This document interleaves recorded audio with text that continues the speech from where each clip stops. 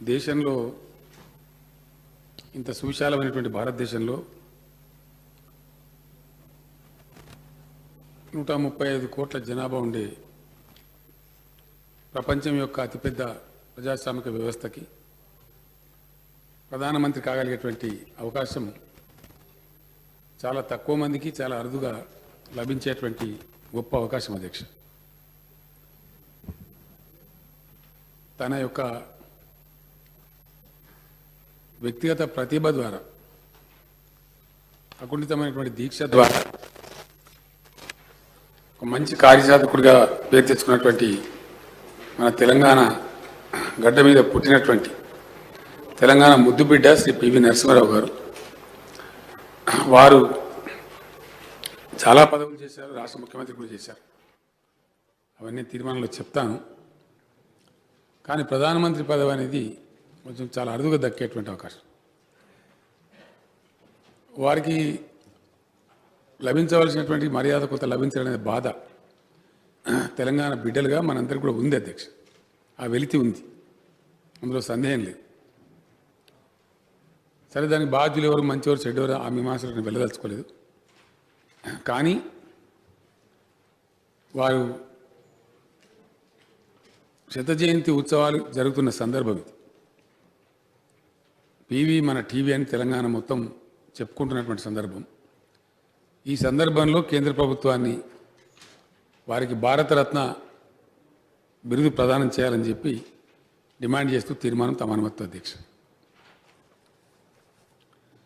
అపార రాజనీతిజ్ఞతకు పర్యాయ పదంగా నిలిచిన మేధో సంపన్నుడు, బహుముఖ ప్రజ్ఞాశాలి, బహుభాషా కోవిదుడు శ్రీ పివి నరసింహారావు నూతన ఆర్థిక సంస్కరణలు ప్రవేశపెట్టి సంపన్న భారతదేశం రూపొందడానికి బాటలు నిర్మించిన అసాధారణ నేతగా, స్థితప్రజ్ఞుడిగా ఆయన చిరకీర్తిని పొందారు. భారత పూర్వ ప్రధాని శ్రీ పివి నరసింహారావు గారి శత జయంతి దేశ చరిత్రలో ఒక విశిష్ట సందర్భం.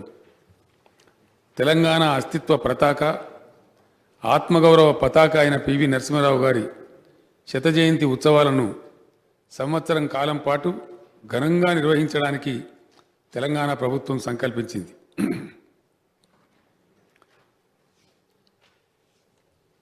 20వ సంవత్సరం జూన్ 28వ తేదీన పివి జ్ఞానభూమిలో ఘనంగా ప్రారంభోత్సవాన్ని నిర్వహించింది. ఈ శత జయంతి ఉత్సవాల నిర్వహణ ద్వారా పివి నరసింహారావు గారు దేశానికి చేసిన సేవలను ప్రజలందరూ ఉజ్వలంగా స్మరించుకునేలా చేయాలని తెలంగాణ ప్రభుత్వం ఆశిస్తున్నది.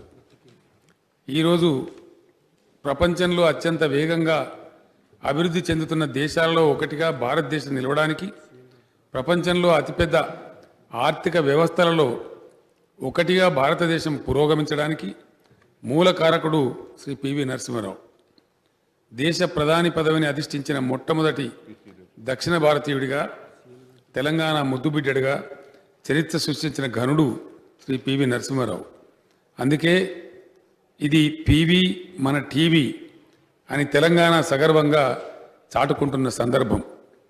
ఆధునిక భారతదేశ చరిత్రను మలుపు తిప్పిన నాయకులు ఇద్దరు అధ్యక్ష. ఒకరు స్వాతంత్రానంతర తొలి రోజులలో నవీన భారత నిర్మాత, మోడర్న్ ఇండియా బిల్డర్ కింద శ్రీ జవహర్లాల్ నెహ్రూ గారు. రెండవ వారు గ్లోబల్ ఇండియా నిర్మాతగా శ్రీ పివి నరసింహారావు గారు చరిత్రలో ప్రసిద్ధిగాంచిన విషయం అందరికీ తెలుసు అధ్యక్ష. పివి నరసింహారావు ప్రధానిగా బాధ్యతలు స్వీకరించిన సమయంలో దేశం సమస్యల సుడిగుండంలో చిక్కి సతమతమవుతున్నది. దేశ ఆర్థిక పరిస్థితి అధోగతిలో ఉంది. సోవియట్ అమెరికాల నడుమ ప్రచ్ఛన్న యుద్ధం ముగిసి అమెరికా కేంద్రంగా ఏకధ్రువ ప్రపంచం ఏర్పడుతున్న సంధికాలంలో అంతర్జాతీయంగా అనేక మార్పులు చోటు చేసుకుంటూ ఉన్నాయి.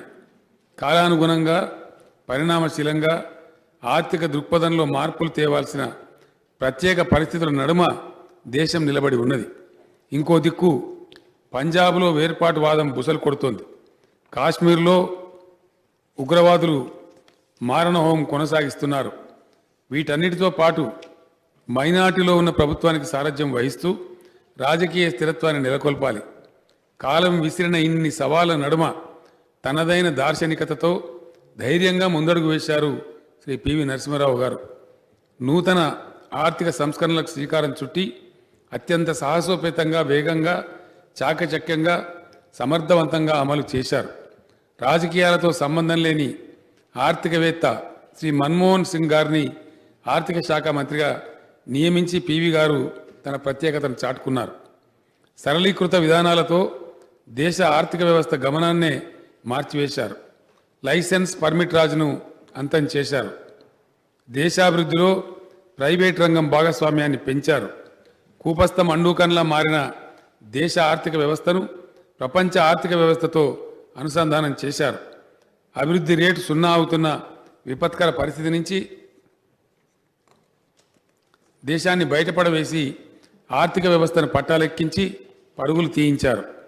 నేడు భారతీయ మేధావులు విదేశాలలో ఉన్నతోద్యోగాలు చేస్తున్నారన్నా, దేశానికి విదేశీ మారక ద్రవ్య నిల్వలు పెద్ద ఎత్తున సమకూరాయన్నా, ఈనాడు దేశానికి ప్రపంచం నలుమూలల నుంచి పెట్టుబడులు తరలివస్తున్నాయన్నా, స్వదేశీ కంపెనీలు విదేశీ కంపెనీలను కొనే స్థాయికి ఎదిగాయన్నా, ప్రభుత్వ రంగ సంస్థలలో సైతం పోటీతత్వం పెరిగిందన్నా, ప్రైవేట్ రంగంలో ఉపాధి పెరిగిందన్నా, సగటు భారతీయుని జీవనశైలి ఎంతో మారిందన్నా, వీటన్నిటి వెనక పివి నరసింహారావు గారి దార్శనికత ఉంది.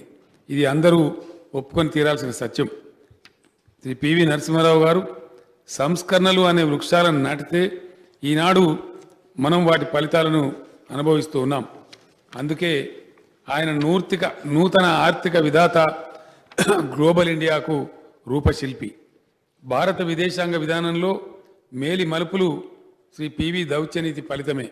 అంతవరకు సోవియట్ యూనియన్తో మాత్రమే సంబంధాలు కలిగిన భారత్ను ఒకే ఒక అగ్రరాజ్యమైన అమెరికాకు మిత్రదేశంగా మార్చిన ఘనత పివిదే. భారత్కు వ్యతిరేకంగా పాకిస్తాన్కు అనుకూలంగా ఉండిన నాటి అమెరికా అధ్యక్షుడు క్లింటన్ను సుముఖం చేసింది పివి గారి వ్యూహమే. లుక్ ఈస్ట్ పాలసీ ప్రవేశపెట్టి సింగపూర్, మలేషియా, ఇండోనేషియా వంటి ఏషియన్ టైగర్స్కి భారత్ని చేరువ చేసి వ్యాపార అభివృద్ధికి దోహదం చేసింది శ్రీ పివి గారి దూరదృష్టి. ఇప్పుడు ఆ విధానాన్నే యాక్ట్ ఈస్ట్ పాలసీగా కొనసాగిస్తున్నారు. చైనాతో సరిహద్దు సమస్యను పక్కన పెట్టి వాణిజ్య సంబంధాలు పెంపొందించుకోవాలని ప్రతిపాదించి బీజింగ్ వెళ్లి ఒప్పందం కుదుర్చుకొని వచ్చింది శ్రీ పివి నరసింహారావు గారే. దాదాపు 3 దశాబ్దాలు భారత్ చైనా సరిహద్దు ప్రశాంతంగా ఉండటానికి పివి గారి దౌత్యమే కారణం. రెండో అణుపరీక్షకి రంగం సిద్ధం చేసిన దక్షత కూడా పివి గారికే చెందుతుంది. ఉగ్రవాదుల పీచమర్చడంలో సమర్థవంతుడైన పోలీస్ అధికారిగా పేరు తెచ్చుకున్న కేపీఎస్ గిల్కు సంపూర్ణ మద్దతు, వ్యూహాత్మకమైన తోడ్పాటు అందించడం ద్వారా పంజాబ్లో శాంతిని పునరుద్ధరించారు.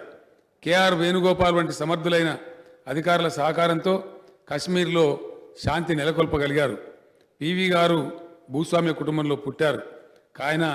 కానీ ఆయనే భూ సంస్కరణలకు నాంది పలికారు. దేశంలో భూ సంస్కరణలను అత్యంత నిజాయితీగా అమలు చేసిన ముఖ్యమంత్రి ఆయన. 1972లో భూ సంస్కరణల చట్టం చేశారు. భూస్వామ్య వర్గం కన్నెర్ర చేసినా లెక్క చేయలేదు. భూ గరిష్ట పరిమితి దాటిన వారు భూములు ప్రభుత్వానికి అప్పజెప్పాలనే విధానాన్ని రూపొందించారు. భూ సంస్కరణల స్ఫూర్తికి తనే ఆదర్శంగా నిలవాలని తన స్వంత భూమి 800 ఎకరాలు ప్రభుత్వానికి స్వాధీనం చేశారు. ఆ భూమిని 479 మంది లబ్ధిదారులకు అందేలా చూశారు. పివి చలువ వల్లనే తెలంగాణలో పేదవాళ్లకు భూమి లభించింది. 93% పైబడి చిన్న కమతాలున్న రైతుల వ్యవసాయ వ్యవస్థ పివి గారి నేతృత్వంలో జరిగిన భూ సంస్కరణల కారణంగానే ఏర్పడ్డది.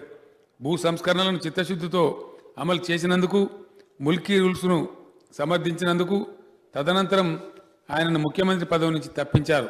అయినా శ్రీ పివి నరసింహారావు గారు చలించలేదు. తన నిబద్ధతను ఏనాడు కోల్పోలేదు.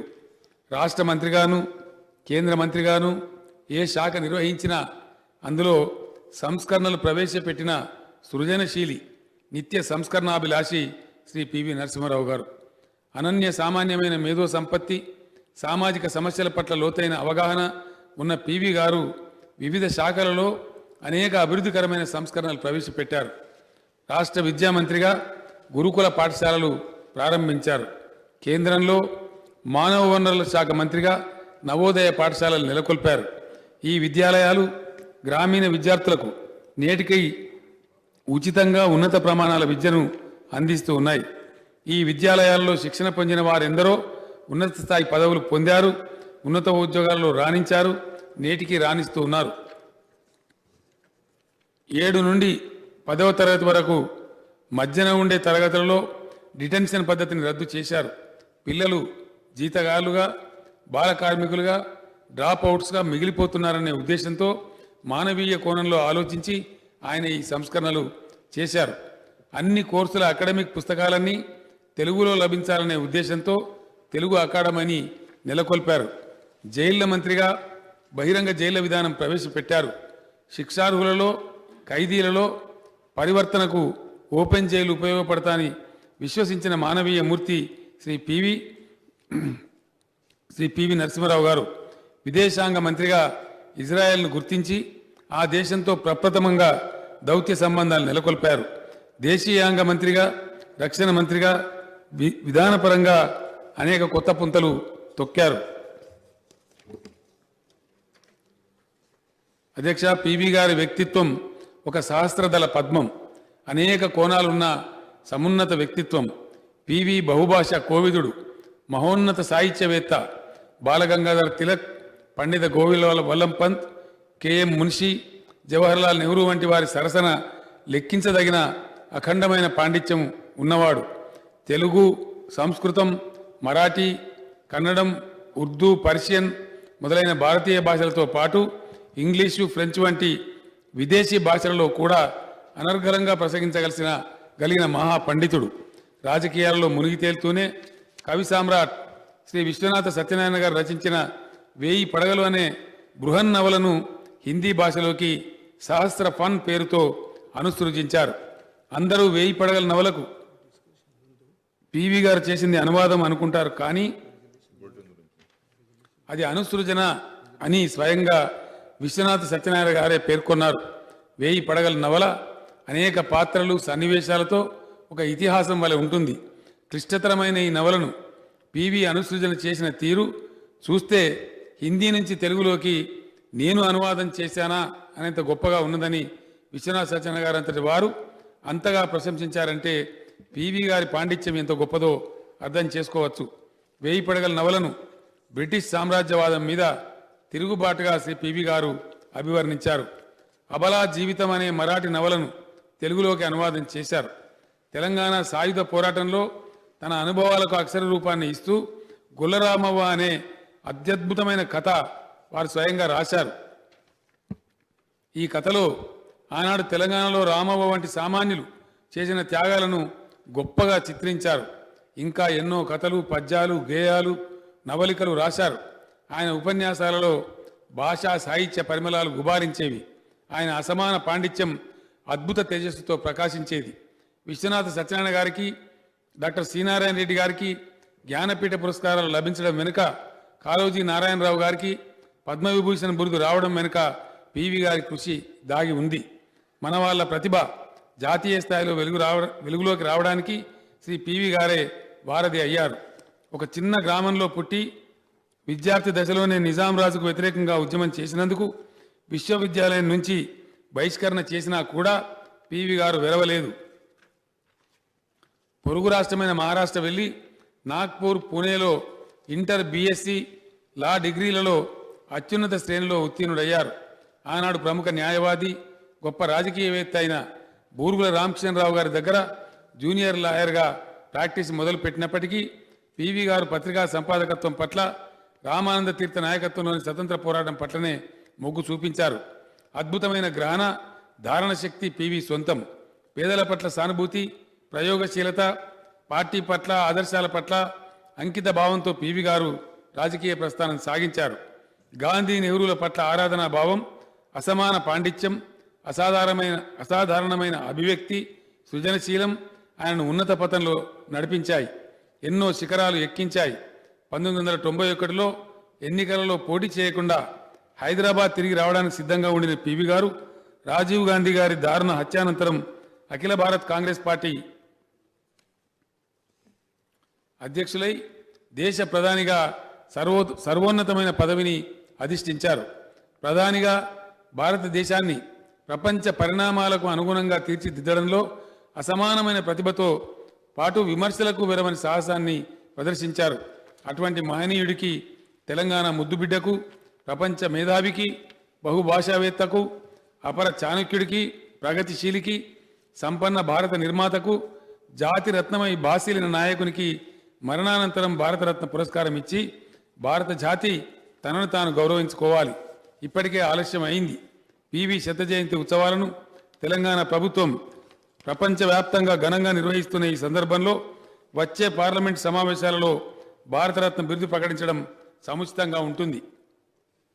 అధ్యక్ష, దీనికి సంబంధించినటువంటి తీర్మానం తమ అనుమతితో తెలంగాణ బిడ్డ, దక్షిణాది నుంచి తొలిసారి ప్రధాని పదవికి ఎన్నికైన రాజనీతిజ్ఞుడు, నూతన ఆర్థిక సంస్కరణల సారథి, అరుదైన దౌత్యనీతి కోవిదులు, బహుభాషావేత్త, దేశ ప్రగతికి ఉజ్వలమైన దారులు నిర్మించిన మహోన్నత దార్శనికుడు, భారత రాజకీయాలలో మేరునగ ధీరుడు, అసాధారణ ప్రజ్ఞాశాలి శ్రీ పాములపర్తి వెంకట నరసింహారావు గారికి మరణానంతరం భారతరత్న పురస్కారం ఆయన శత జయంతి ఉత్సవాల సందర్భంగా ప్రకటించాలని, పార్లమెంటు ప్రాంగణంలో ఆ మహనీయుని విగ్రహాన్ని, చిత్తరువును ప్రతిష్ఠించాలని, హైదరాబాద్ కేంద్రీయ విశ్వవిద్యాలయానికి శ్రీ పివి నరసింహారావు గారి పేరు పెట్టాలని కేంద్ర ప్రభుత్వానికి విజ్ఞప్తి చేస్తూ తెలంగాణ శాసనసభ ఏకగ్రీవంగా తీర్మానం చేస్తున్నది. అధ్యక్ష, సభా నాయకుడిగా తమరి అనుమతితో నేను తమరికి కూడా ఒక విజ్ఞాపన చేస్తూ ఉన్నాను. పివి నరసింహారావు గారు నేను ఇందాక వివరించినట్టుగా దేశానికి, మన రాష్ట్రానికి కూడా అనేకమైన సేవలు చేశారు. సుదీర్ఘకాలం పాటు శాసనసభ్యుడిగా, మంత్రిగా, ముఖ్యమంత్రిగా, భాషావేత్తగా అనేకమైనటువంటి సేవలు అందించారు అధ్యక్ష. కాబట్టి వారి తైలవర్ణ చిత్రం మన శాసనసభలో కూడా వారి గౌరవానికి తగు రీతిలో తమరు ప్రతిష్ఠింపజేయాలని, మమ్మల్ని అందరినీ కూడా ఆహ్వానించి ఘనమైనటువంటి ఫంక్షన్ నిర్వహించాలని వినయపూర్వకంగా తమరిని అభ్యర్థిస్తున్న అధ్యక్ష. తమరు ప్రకటిస్తారని కూడా తమ ప్రకటన కోసం ఆశిస్తూ నేను విరమిస్తా ఉన్నా అధ్యక్ష. గౌరవ సభానాయకులు, గౌరవ ముఖ్యమంత్రి గారు